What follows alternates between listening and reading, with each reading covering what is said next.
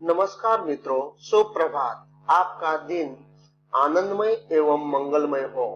आज कक्षा 11वीं विषय हिंदी में आपका स्वागत है। आज हम अब्राहम लिंकन का पद्यानुवाद, जो पत्र शैली में लिखी गई यह लंबी कविता के अंतिम भाग 3 के बारे में चर्चा करेंगे। किसके बारे में? 3 के बारे में चर्चा करेंगे, जिसका शीर्षक है शिक्षक के नाम पत्र। शिक्षक के नाम पत्र भाग 3 को जानने से पहले हम शिक्षक के आगे के 2 भाग 1 और 2 भाग का संक्षेप में पत्र का सार समझने का प्रयत्न करेंगे, जिसमें अब्राहम लिंकन ने अपने बेटे के शिक्षक को पत्र में लिखते हैं कि मेरा बेटा सत्यनिष्ठ एवं न्यायप्रिय इंसान कैसे बने। मेहनत से कमाया हुआ एक पैसा भी फोकट में मिले पैसे से अधिक कैसे मूल्यवान होता है। कठिन परिश्रम के लिए किए गए प्रयास बाद भी असफलता मिलती है तो हमें किस तरह सहन करना चाहिए, बर्दाश्त करना चाहिए, यह समझाने का प्रयास किया है। यदि उसे सफलता मिले तो उसके जीत हो, वो दिखावा ना करे, स्वयं अपनी खुशी खुद अकेले ही मना ले कि मेरा बेटा, आगे कहते हैं कि मेरा बेटा ईर्ष्या न करे, हर्ष में भी संयम रखे। अपने जीवन में पुस्तक का क्या महत्व है, क्या मायने रखता है, वो भी बात की गई है। अगर फुर्सत मिले तो प्रकृति का सौंदर्य देखने का और महसूस करने का अवसर कैसे प्रदान करे, उसकी भी बात की गई है। और बेईमानी से मिली सफलता किससे अच्छी है, तथा अपने ख्याल और अपनी सूझबूझ पर किस प्रकार पूर्ण विश्वास बनाए रखना चाहिए और भले लोगों और बुरे लोगों के साथ कैसा व्यवहार करना चाहिए, इनके बारे में चर्चा करी।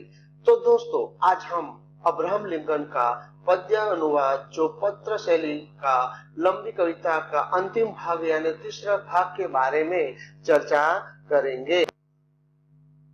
तो चलो देखते हैं उसका तीसरा भाग, शिक्षक के नाम पत्र। देखिए, पत्र में लिखते हैं, बन पड़े तो उतारिए उसके मन में, हंसते रहो हृदय का दुख दबाकर, कहिए कि आंसू बहाते शर्माइए नहीं, वह सिखाइए उसे ओछेपन को मानना और चाटुकारी से सावधान रहना। उसे पक्के पूरे तरह समझाइए कि खूब कमाई करके ताकत और अकल की लागत से, लेकिन कभी भी न बेचे अपना हृदय, अपनी आत्मा। धिक्कारती हुई आती है भीड़ अगर, तो अनदेखा करना सिखाइए उसे और लिखिए उसके हृदय पर जो सत्य जान पड़े, जो न्यायोचित लगे और उसकी खातिर धरती में गड़ाकर पाव लड़ता रहे।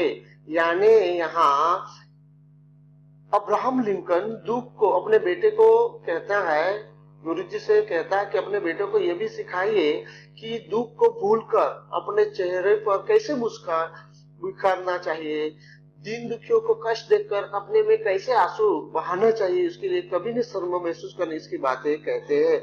और कहते हैं कि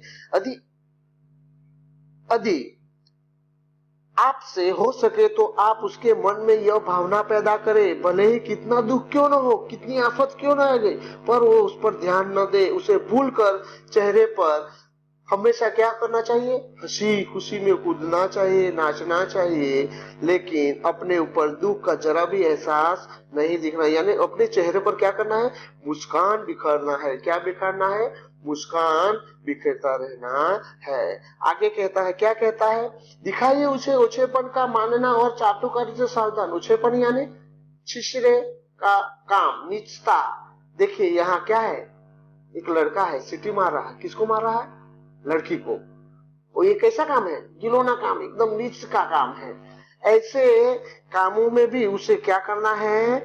ऐसे कामों में भी उसे क्या करना है? उसे साथ नहीं देना है, ऐसे कामों से वो दूर रहना है।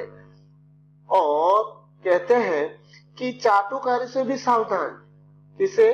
चाटुकारी। चाटुकारी यानी कि चित्र में देखिए, एक लोमड़ी कौवा को क्या कर रहा है, क्या कर रहा है, रोटी देखा है कौवा के चोंच में, और चोंच में देखते ही वो समझ गया कि उसकी मैं प्रशंसा करूं तो वो चोंच में से रोटी नीचे फेंक देगा। क्यों? क्योंकि वो बोलेगा काका, तो रोटी कहाँ जाती है, नीचे। ऐसे चाटुकारी से भी सावधान। तो कहते हैं कि क्या कहते हैं, कितना भी दुख आ जाए लेकिन हमेशा मुस्कुराना चाहिए। आंसू जो मन में, अगर किसी व्यक्ति दीन दुखियों के देखकर हमारे अंदर इतना लागणी सबर हो जाता है, दुखी हो जाते हैं और आंख में आंसू आ जाता है, फिर भी हमें क्या, कभी शर्माना नहीं चाहिए। और उछेपन जो निचता का काम से उसे महत्व नहीं देना है। और चाटुकारी जो झूठी प्रशंसा करते हैं ना, उससे भी क्या करना है, चापलूसी खुशामद से भी दूर रहना है, सावधान रहना है। और इसे ये समझाइए, क्या कहते हैं, इसे ये भी समझाइए कि अपनी बुद्धि और ताकत के बल पर खूब धन कमाए। क्या कहते हैं, वह बुद्धि और ताकत के बल पर खूब धन कमाए अपनी, लेकिन लेकिन अपनी आत्मा और हृदय कभी न बेचे, अर्थात वो किसी के ताबे में, अधीनता में स्वीकार न करे, अपना स्वाभिमान सदा बनाए रखे। क्या बनाए रहे, अपने स्वाधीनता, अपने जो स्वाभिमान है वो बनाए रखे। अधिक लोग उसे अच्छे कार्य, जो तू कोई अच्छा कार्य कर रहा है, किसी अच्छे कार्य के लिए कुछ नफरत करे, धिक्कारे, तो तुझे क्या करना है, तुझे उनकी बातों पर ध्यान नहीं देना, अनदेखा करना है। क्या करना है, अनदेखा कर न सिखाइए उससे, पर उस पर ऐसी छाप छोड़िए जो सही जान पड़े और न्यायोचित हो। न्यायोचित यानी न्याय के लिए, उचित के लिए, जो विग्रह करने पर के लिए होता तो तत्पुरुष समास कहलाता है। क्या कहलाता है, तो आप क्या करना है, जो आप पहले सत्य और न्याय तो वो जान ले, और उसके लिए आपको क्या करना है, इसके लिए सदा संघर्ष करते रहना है। क्या करना है, संघर्ष करते रहना, और इसके लिए धरती में गड़ा कर पांव लड़ना, यानी वो अपने पांव पर अडिग रहकर खड़ा रहना चाहिए, टस से मस न होने की बात करता है। जब कब, जब सत्य और न्याय के लिए, किसके लिए, सत्य के लिए। तो लिंकन अपने पुत्र को क्या नहीं बेचने, अपना हृदय और आत्मा। बालक को किससे सावधान रहना चाहिए, चाटुकारों से। बालक को सत्य और न्याय के लिए क्या करना चाहिए, सदा संघर्ष करना चाहिए। क्या करना चाहिए, अच्छे कार्य के लिए सदा संघर्ष करना चाहिए। आगे देखते हैं पत्र में क्या लिखते हैं। आगे पत्र में लिखते हैं, उसे ममता दीजिए मगर लाड़ प्यार करके मत बिगाड़िए। आग में जल तप कर निकले बिना लोहा मजबूत फौलाद नहीं बनता। उसे आदत डाले कि अधीर होने का धीरज सजोए और धीरज से काम ले। वह अगर दिखानी है बहादुरी तो हमें विश्वास चाहिए स्वयं का मजबूत, तभी जमेगी उदात्त श्रद्धा मनुष्य जाति के प्रति। क्षमा कीजिए गुरुजी, मैं बहुत बोल रहा हूँ, बहुत कुछ मांग रहा हूँ, फिर देखिए जितना बन पड़े कीजिए जरूर। मेरा बेटा बहुत बहुत प्यारा बच्चा है भाई, आपका लिंकन। यहाँ कहते हैं कि, यहाँ अब्राहम लिंकन कहते हैं कि मैं आपसे आग्रह करता हूँ कि आप मेरे बेटे को लाड़ प्यार करके उसका जीवन कभी भी बर्बाद मत करना। अगर कुछ देना ही है, अगर कुछ देना ही चाहते हो तो माँ जैसा प्रेम यानी ममता दे, क्योंकि मजबूत फौलाद का निर्माण तभी होता है। देखिए यहाँ मजबूत फौलाद है, देखिए ये ममता देती है, लेकिन कैसे उसे बिगाड़ना है। जीवन बहुत लाड़ प्यार करोगे तो क्या बिगड़ जाता है। तो उसके उदाहरण देता है कि लोहा कब मजबूत बनता है, फौलाद बनता है शक्तिशाली, फौलाद यानी शक्तिशाली कब बनता है, आग में जलकर। तो कहता है मजबूत फौलाद का निर्माण तभी होता है जब आग में जल तप कर शुद्ध होकर निकलता है। तो आप उसमें यह आदत डाले कि व्याकुल होने पर क्या करें। आगे कहते हैं कि इसे आदत डाले कि अधीर होने का धीरज सजोए और धीरज से काम ले। यानी आगे कहता है कि उसमें वो यह आदत डाले कि व्याकुल दुखी हो जाने पर धीरज के एकत्रित करे, और अगर उसे बहादुरी दिखानी है तो वह धैर्य से काम ले। हम में मानव जाति के प्रति महान श्रद्धा तभी उत्पन्न होगी, हमें अपने आप में प्रबल विश्वास उत्पन्न करना होगा। यहाँ अधीर का अर्थ होता है उतावला, चंचल, चैन, व्याकुल, सजो यानी एकत्रित करना। यह उदात्त का अर्थ होता है श्रेष्ठ, उत्तम, और श्रद्धा का अर्थ होता है विश्वास, आदर, आस्था।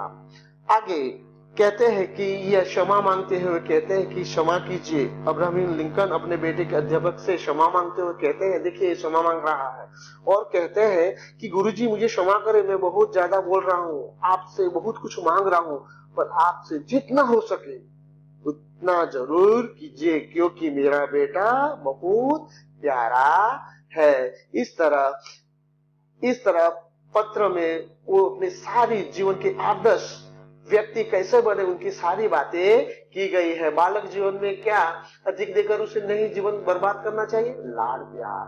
बालक व्याकुल हो जाने पर क्या सजोए, धीरज सजोए। ये सारी बातें उसमें समझाई है। दोस्तों, आज हमने देखा कि अब्राहम लिंकन की कविता शिक्षक के नाम पत्र के अंतिम भाग 3 को जानने का प्रयत्न किया, जिसमें बेटे को दुख को भूलकर हमेशा चेहरे पर मुस्कान कैसे निखारना चाहिए और दीन दुखियों का कष्ट लेकर आंसू बहाने कैसे न हिचके और हृदय और अपनी आत्मा कभी न बेचने की भी नसीहत देता है।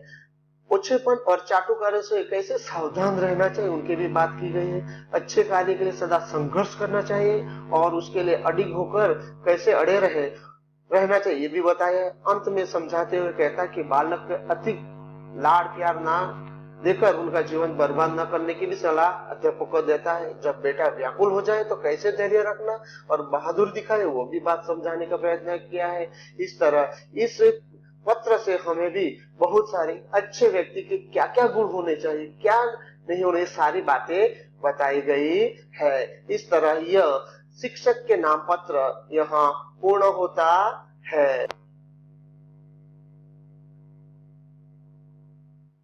आज आपने हमारे वीडियो के रूप में शिक्षक के नाम पत्र की जो प्रस्तुति देखी, इनके लिए धन्यवाद।